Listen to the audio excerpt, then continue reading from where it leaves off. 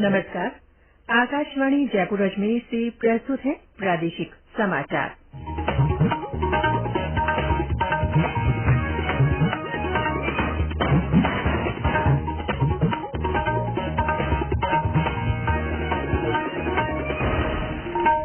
मुख्य समाचार।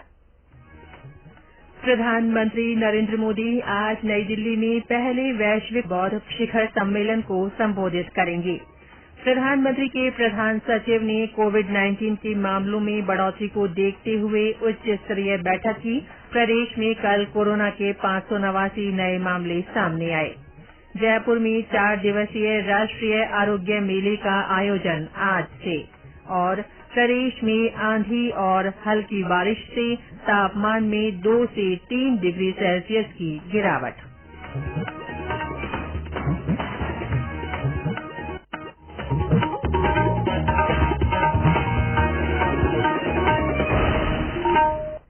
समाचारों के साथ मैं रितिका गुप्ता। और अब समाचार विस्तार से। प्रधानमंत्री नरेंद्र मोदी आज सुबह 10 बजे नई दिल्ली में पहले वैश्विक बौद्ध शिखर सम्मेलन का उद्घाटन करेंगे।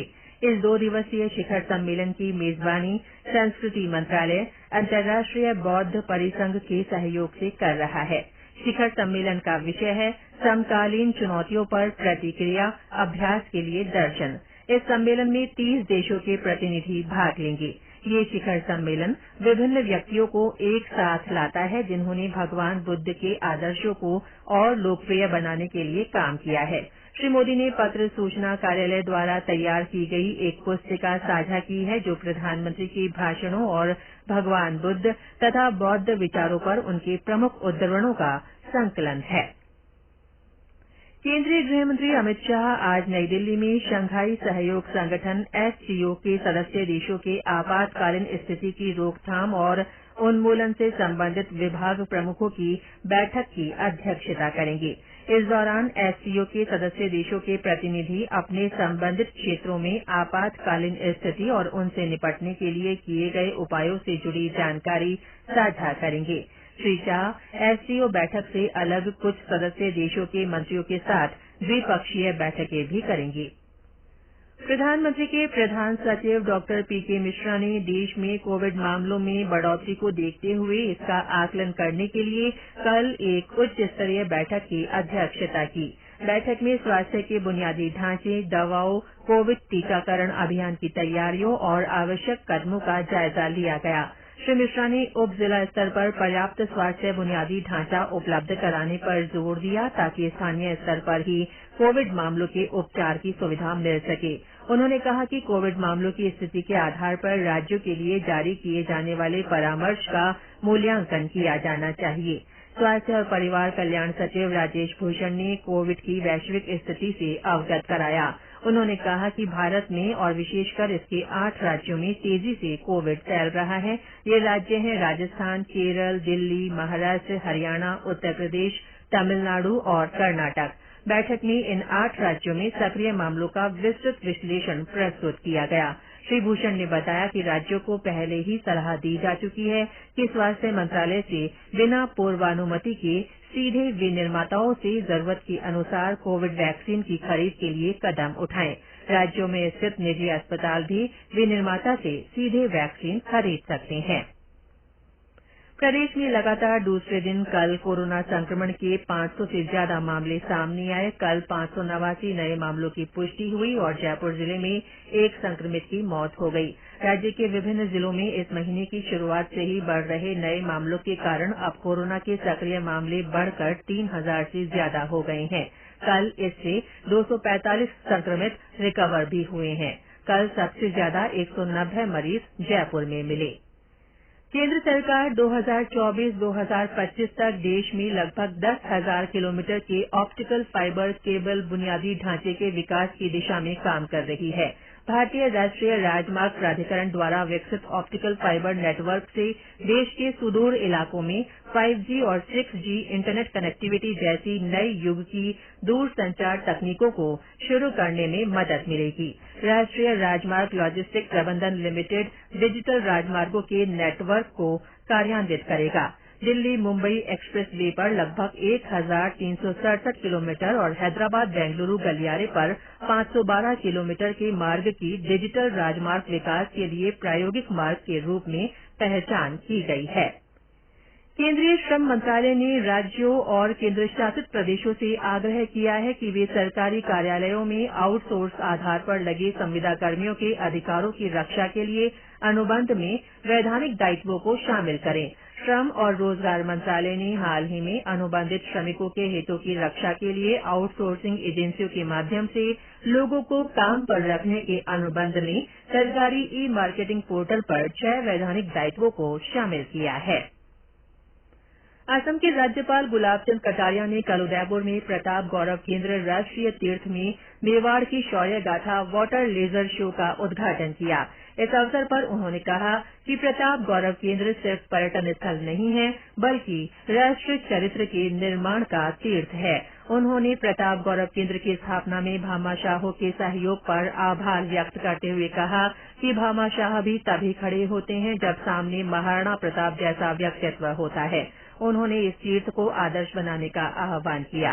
ये समाचार आकाशवाणी जयपुर अजमेर से प्रसारित किए जा रहे हैं। जयपुर में आज से 23 अप्रैल तक राष्ट्रीय आरोग्य मेले का आयोजन किया जाएगा। Jaipur exhibition and convention centre में आयोजित होने वाले इस मेले का आयोजन केंद्रीय आयुष मंत्रालय, राज्य सरकार और अन्य संस्थाओं की ओर से किया जा रहा है।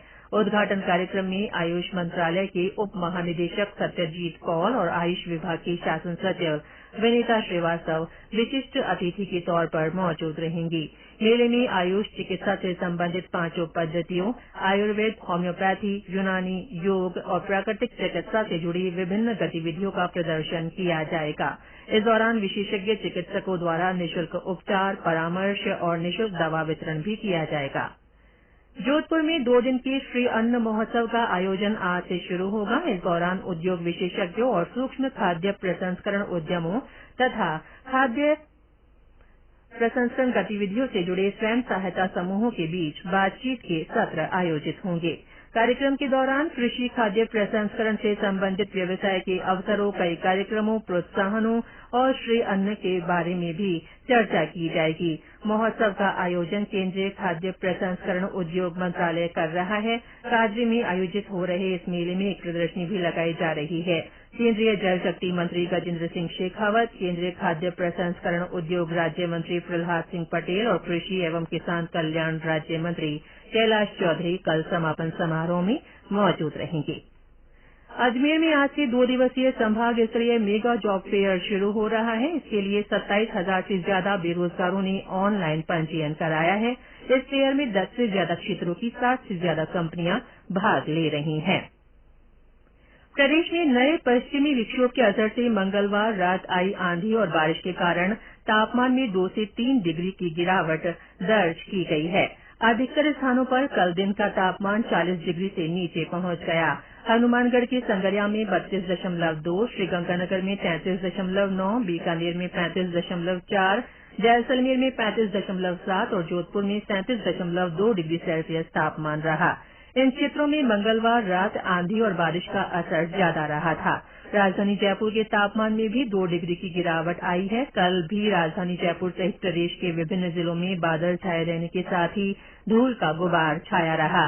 आंधी और धूल भरी हवाओं के चलते रियल टाइम एयर पॉल्यूशन की कल शाम 5:58 की स्थिति के अनुसार प्रदेश के 8 शहर दुनिया के 100 सर्वाधिक प्रदूषित शहरों में शामिल रहे। इनमें टोंक, जोधपुर, पाली, बीकानेर, जयपुर, अलवर, जैसलमेर और भिवाड़ी शामिल है। मौसम विभाग के अनुसार आज अलवर, भरतपुर, दौसा, डूंगरपुर, जयपुर, झुंझुनू, सीकर, टोंक और धौलपुर में मेघ गर्जन और वज्रपात के साथ 30 से 40 किलोमीटर की रफ्तार से तेज हवाएं चलने की संभावना है। और अंत में मुख्य समाचार एक बार फिर। प्रधानमंत्री नरेंद्र मोदी आज नई दिल्ली में पहले वैश्विक बौद्ध शिखर सम्मेलन को संबोधित करेंगे।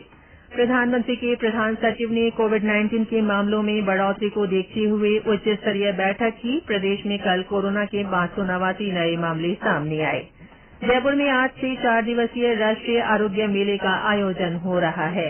और प्रदेश में आंधी और हल्की बारिश से तापमान में 2 से 3 डिग्री सेल्सियस की गिरावट दर्ज की गई।